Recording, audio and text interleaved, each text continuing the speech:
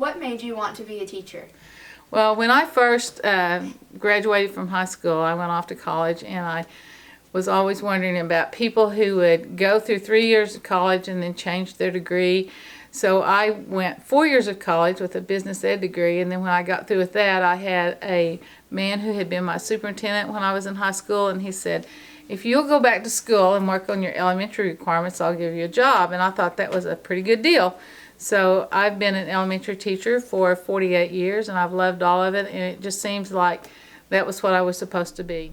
What has been the single most important change in public education throughout your 48 years of teaching? I think when I first started teaching, education was the most important thing in most people's lives, and they all wanted to make sure that their children got a good education and went on to college. And now it seems as though education has taken a back seat to other things. What hasn't changed after all these years?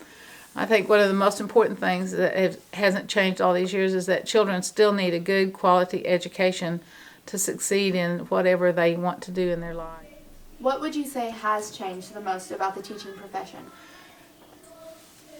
Well, I think when I first started teaching, my hands broke out, and I thought, what is wrong with my hands? And they were the peeling and everything, and it was from the chalk, and I was allergic to the chalk. And so when I first started teaching, we had a blackboard, and then we progressed to a green board, and then whiteboards, and now smart boards. And I think the technology has changed, and the kids are so much more savvy on what to use and how to use technology to their benefit.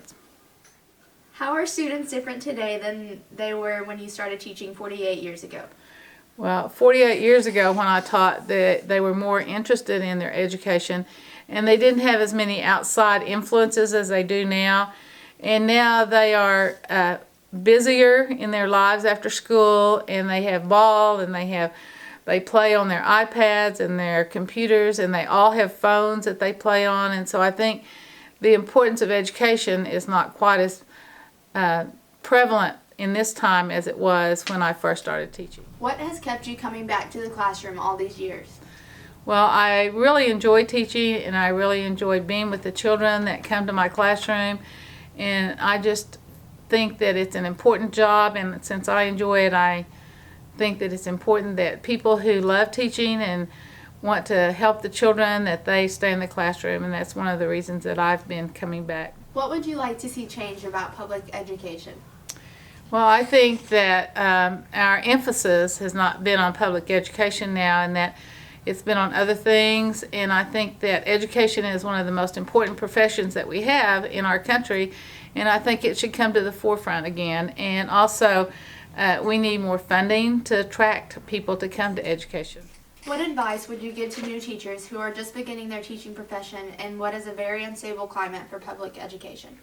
I think people, before they get into education, they should look at what they want in their lives, and they should want to love children, and they should want to help children, even though sometimes it's hard. But you need to have the attitude that you are doing what you're supposed to be doing, and you're doing each individual child, you're trying to help them to become a better person. Tell me about one of your favorite teaching moments and why that moment has stuck with you.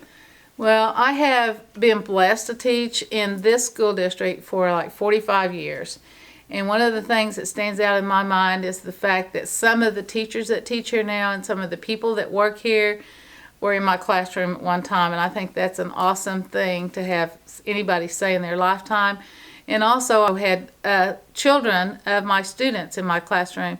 And it's exciting to see them come into my classroom and they'll say, my mom or my dad had you in my classroom.